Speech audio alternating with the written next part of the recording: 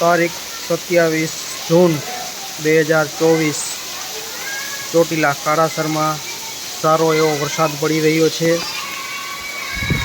બપોરના 12:30 વાગ્યે સારા પ્રમાણમાં વરસાદ પડી રહ્યો છે। બાળકો પણ ખૂબ રાજી થયા। વરસાદ જોઈને ખૂબ જ આનંદ થયો। વરસાદની ખૂબ જ જરૂરિયાત હતી, તે સમયે જ વરસાદ થયો।